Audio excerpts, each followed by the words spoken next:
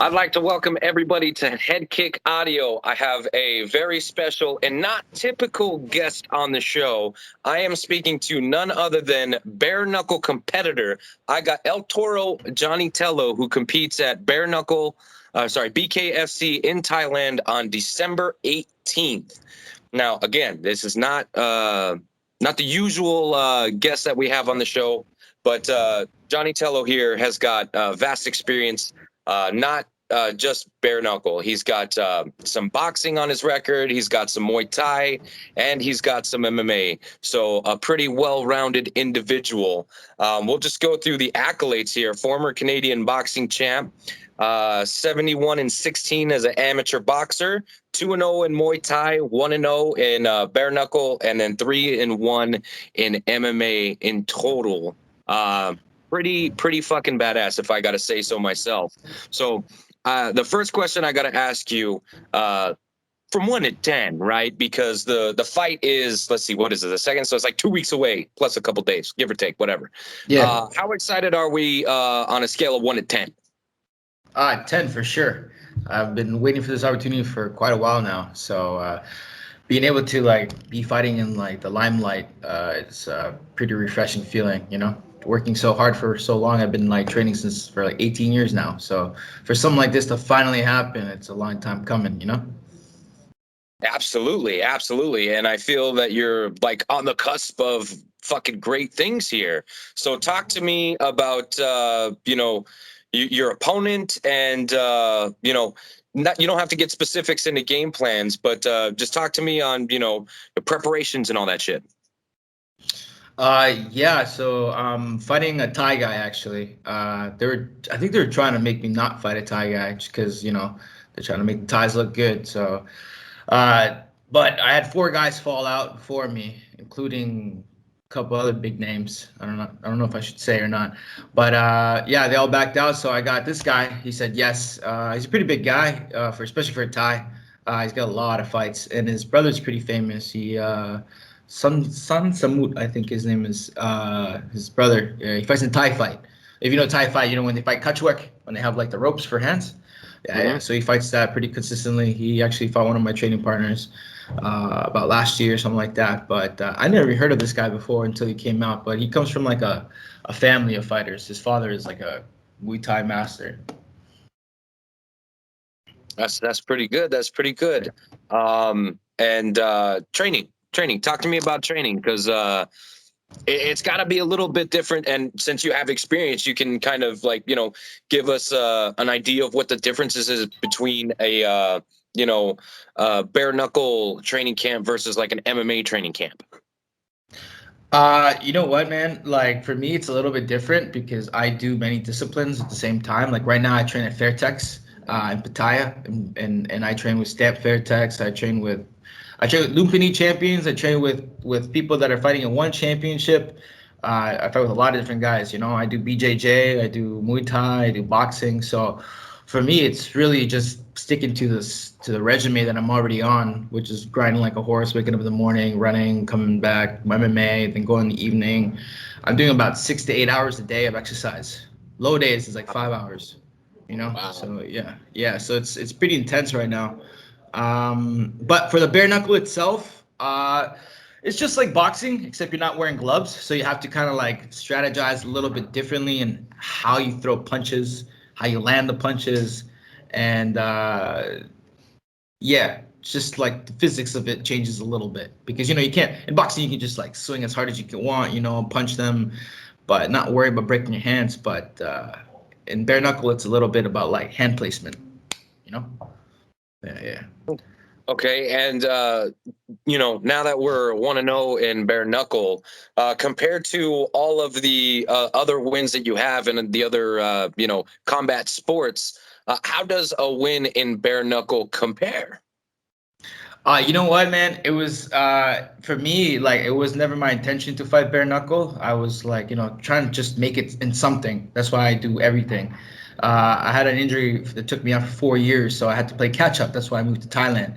But when I had an opportunity to fight bare knuckle, and then I did the fight and knocked the guy out in 3 minutes, I didn't even get touched. So it was like a lot of people found it impressive. So then all of a sudden my name started going around, and then it kind of created a stir of that I never had before. So bare knuckle in itself has become like a really cool thing that's happened to me because in my life I've done many, like you say, bare knuckle fights, like lots. So for me it was pretty normal, like just like growing up, because I grew up in a pretty rough neighborhood. So we used to like scrap all the time, even as an adult, unfortunately. So it's just kind of like same shit, different toilet kind of thing. Yeah, it's not One it's of not very too much different, other than when you get hit, it hurts more. that is by far one of my favorite sayings. Same shit, different toilet. So, great minds, right? Great minds. I think I like it. Yes, sir. Yes, sir.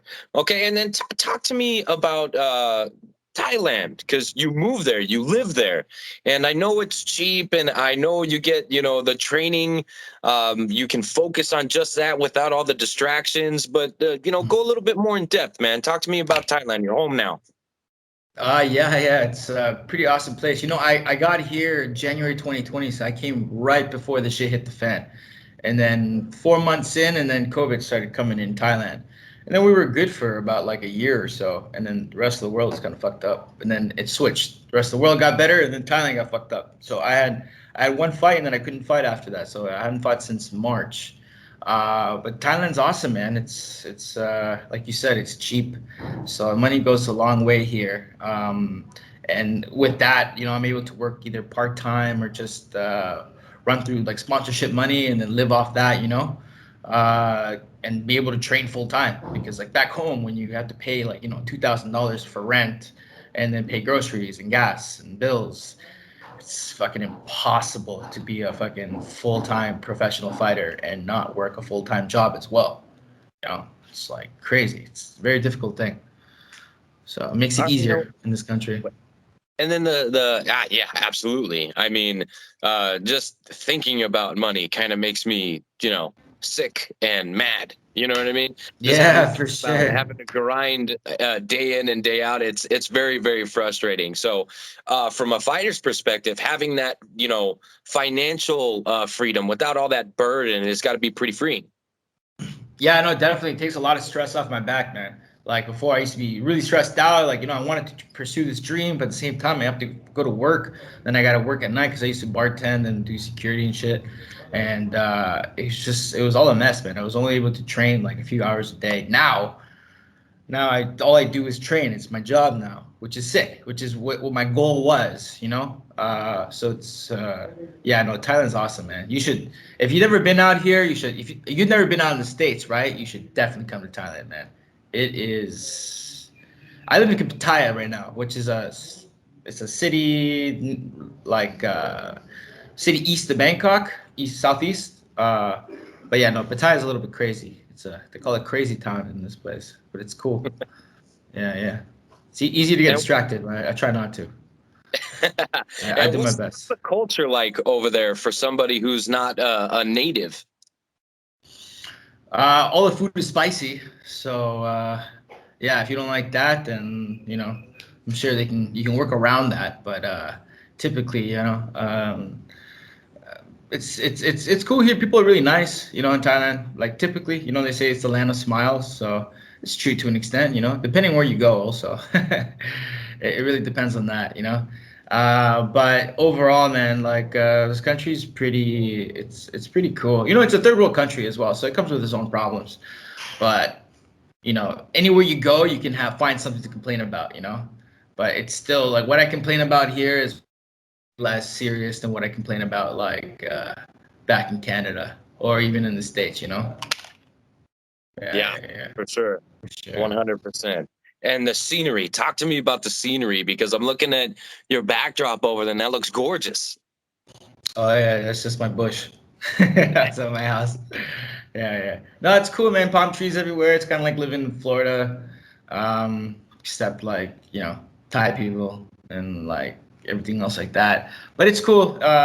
Like we have beaches here. Pattaya's got like a really, really big beach. Two of them. I used to live in an island called Koh Samui before. That's where I was training for most of my time while I was living in Thailand, and in Phuket before that.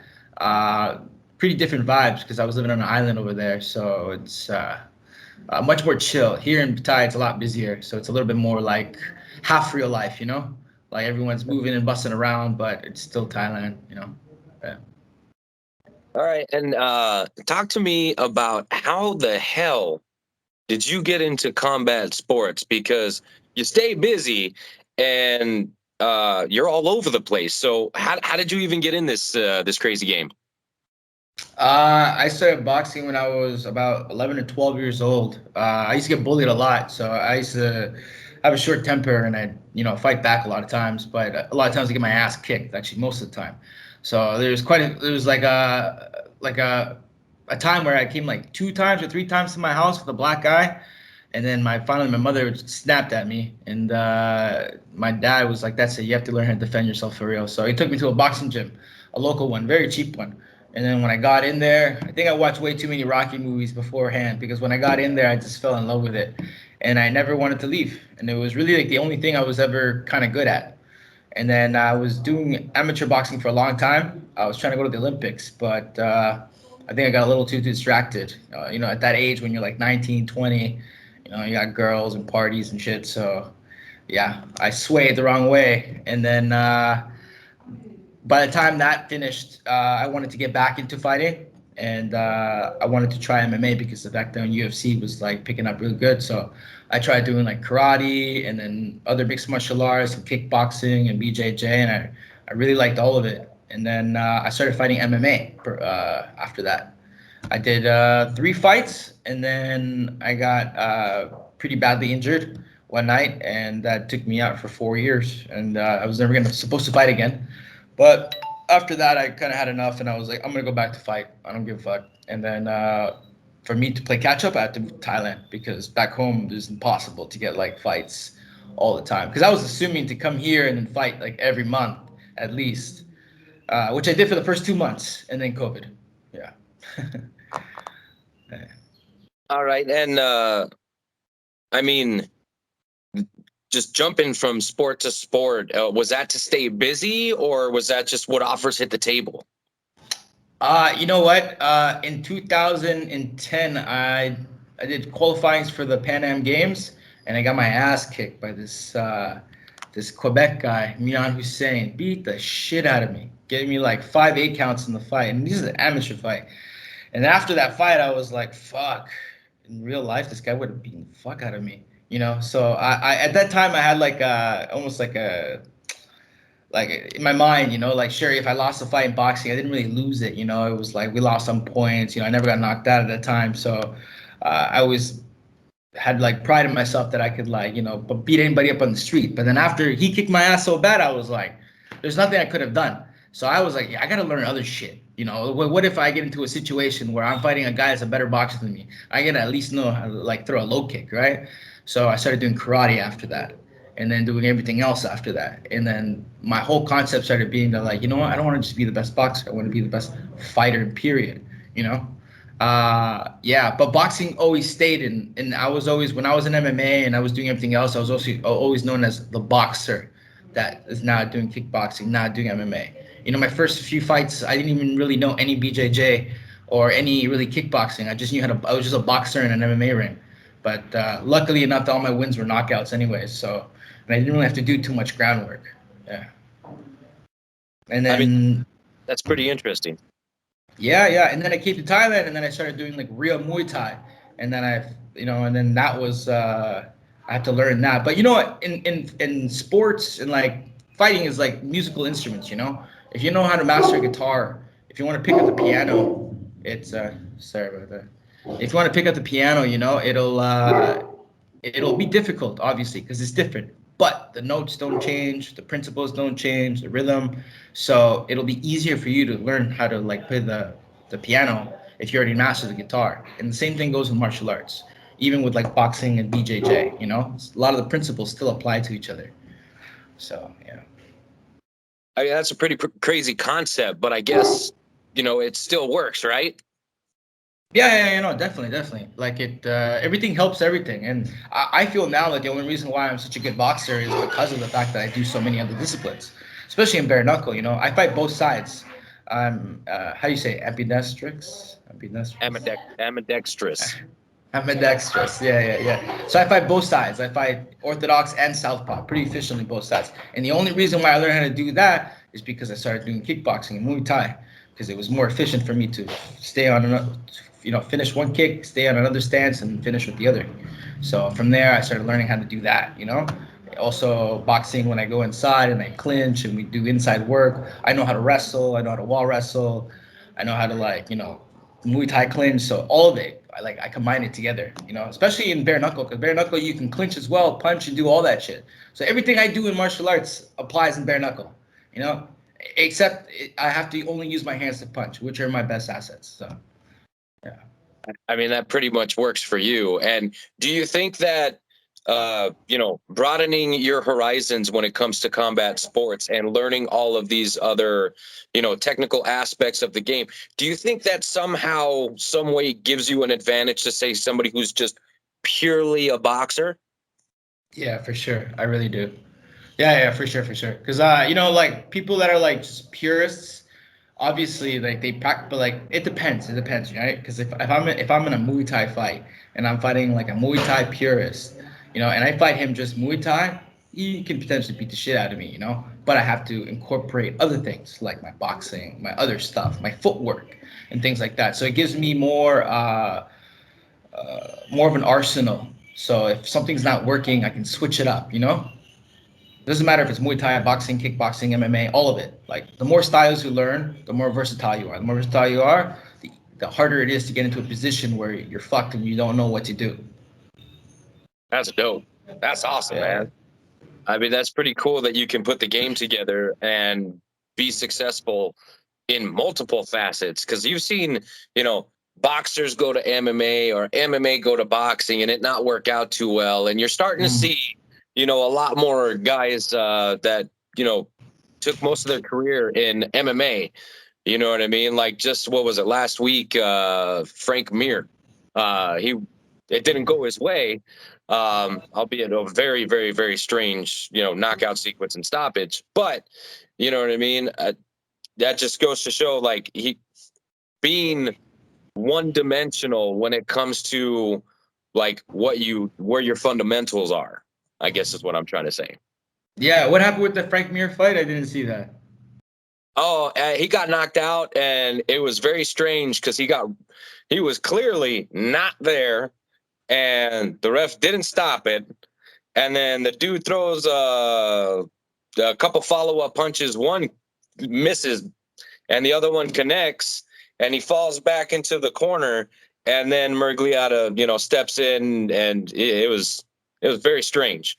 If you can find Really? the highlight, go and Yeah. watch it because I only saw the highlight because Is this MMA or?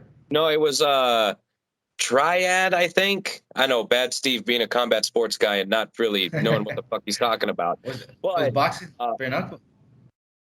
I think it was like a mix of the two. It was like a Okay. triangular ring, and they Oh had yeah, yeah, yeah. I've seen that before. I think that is bare knuckle. Yeah, boxing. something. It's something, Yeah. but he was going against, I think, a guy who was more predominantly, boxing bare knuckle style, and Yeah, yeah, yeah. coming from the MMA game. Not really known for his hands. Sometimes he looks really good. Other times he, just shoot for the takedown, Frank. But it was one of those things. Definitely one of Yeah, those. no, no, no. Yeah, for sure. But at his age, man, there's a lot. I think, especially in MMA, because a lot of these guys don't make too much money, especially when they were fighting before. So now they're coming out and trying to pull these fights on their ass, to make a little bit of dough. But some of these guys, man, I don't even know how they do it.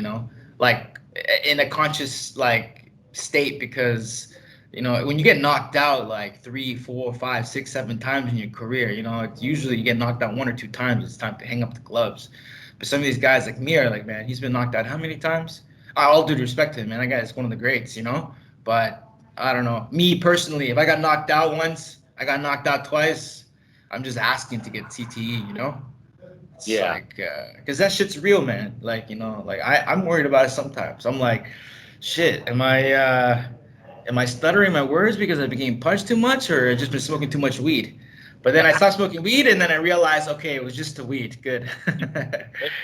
Yeah, yeah, Well, see, and that's one of those things too, where fighters, they don't know when to hang them up. Some fighters do. Like today, I found a headline that Felicia Spencer, she just retired, and she's like in her early 30s. It's not like she's old. I mean, I know yeah, that's old, or getting old for an MMA fighter, but she decided that she was more worried about her mental health down the line, so she decided to call it quits. You know what I mean? But other fighters like Frank Mir, Vitor Belfort, Vanderlei Silva, guys that have been competing for way too long, uh, yeah.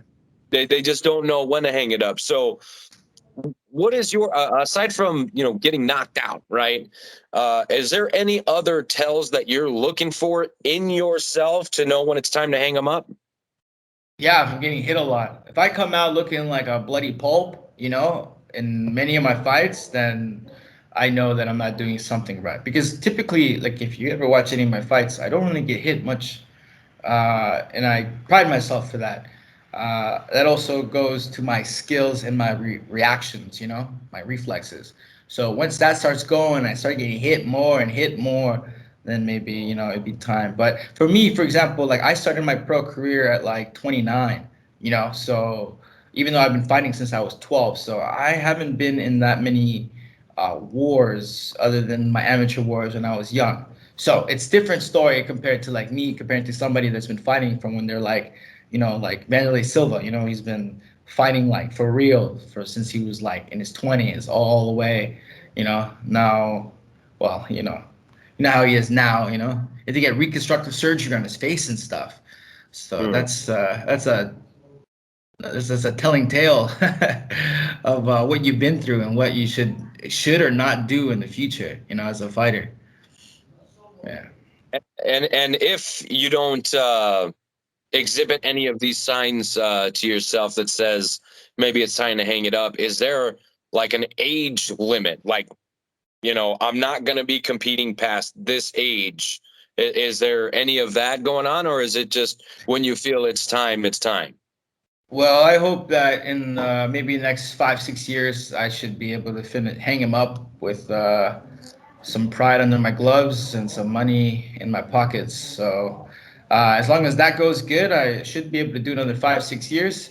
After that, I don't think I really want to. It depends, though. I'm addicted to fighting, so I'm the type of guy that like okay, no sparring today. You gotta take it easy. And someone asks me, "You want to spar?" And I say, "Yeah, okay, let's do it."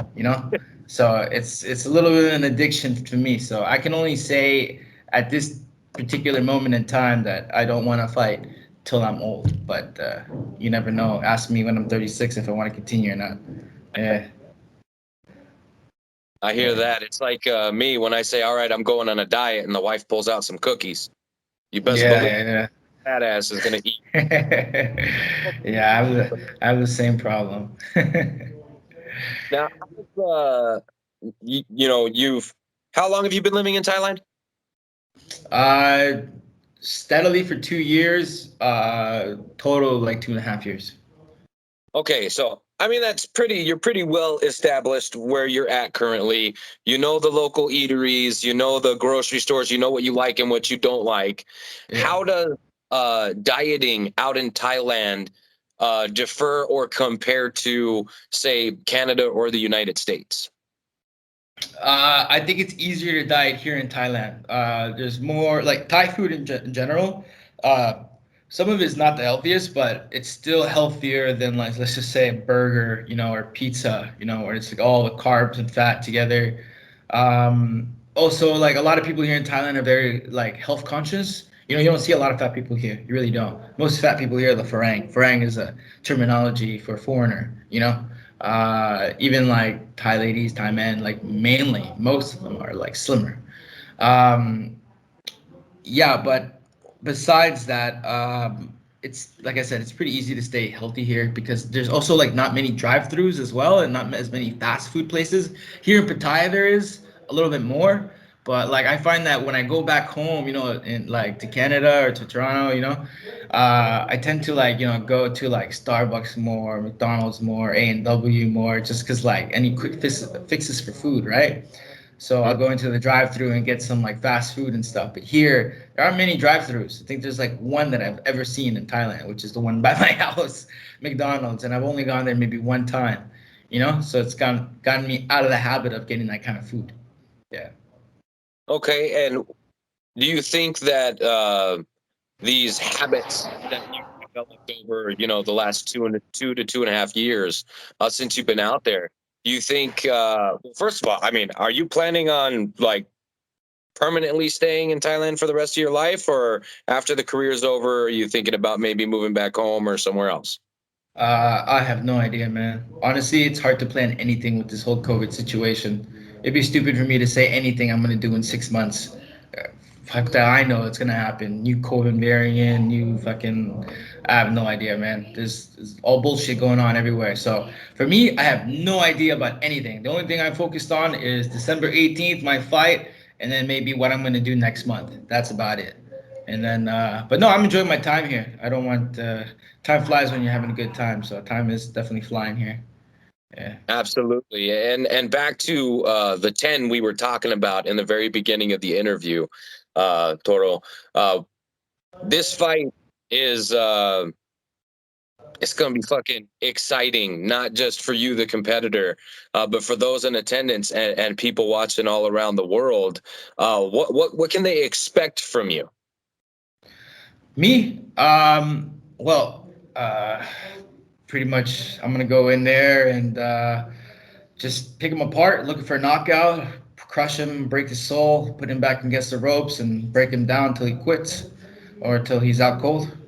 Yeah, I don't fuck around, man. I don't fight to go till 5 rounds. I'm not a points like I win by points, obviously. Like I don't lose rounds. But at the same time though, like, especially bare knuckle, man, you can't fuck around like that. If I go 5 rounds and punching the shit out of a guy, I'm gonna break my hands. Why on earth would I do that? If I exchange a lot, I'm gonna get punched in the face. I don't want to do that either. So I'm gonna go in there, not get hit, select my punches, knock him the fuck out. That's pretty much how it goes all my fights, no matter what discipline it is. But in bare knuckle, it's a little bit easier to get the knockout because a lot of these guys, even though they've had many, many fights, they haven't really got punched in the face too much without a glove. Weirdly enough, yeah. I'm very used to it, so for me, it's not a problem. Even when I get hit. But like I said, I do my best not to. Yeah. So watch me. You're gonna watch a knockout for sure, for sure. I would bet on myself. Yeah. I'm not lacking confidence at all. That is definitely the way to go. Yeah. Well, like I said, you guys will see for yourself on December 18th. It's just the beginning. All right, my friend. Well, I'd like to thank you again for coming on the show. It's been a pleasure getting to know you. I'm fucking stoked for this fight. Again, your accolades speak for themselves all over the place. I'm very excited to get to know the bare knuckle scene a little bit better, and you guys will be my introduction, man. Yeah, cool, man. Thanks for having me on, Steven. It was a pleasure. A lot of fun. Not a problem. So December 18th, what's the platform that people can purchase pay-per-views or stream or whatever? Usually the BKFC fights are on BKTV. So you can download the app. I think it's only like $3 or something like that, $4, and you can stream all the BKFC fights as well as a whole bunch of organizations that are associated with. But this is directly BKFC fights, so it'll be a lot of fun. It's literally in the city that I'm living in right now, so that's gonna be cool as well. Yeah, you get to walk to the arena if you wanted to. Yeah, literally. And you get to sleep in your own bed, eat your own food. You don't have to worry about all the bullshit with traveling to fight. That's awesome. No. Promoters are paying for hotels, so I'm staying in the hotel for the night. There you go. There you go. Live that bougie lifestyle, even if for one night. You know what I'm saying? Exactly. Take advantage. All right. Again, December 18th. You got the BK app. If you don't, go get it so you can watch my man's right here, El Toro, Jonny Tello. Get his hand raised December 18th. I look very much forward to watching you compete. And let's do this again, my friend. All right, brother. Thanks for having me again, man. And looking forward to see you again. All right, man. Until next time. All right. Peace out.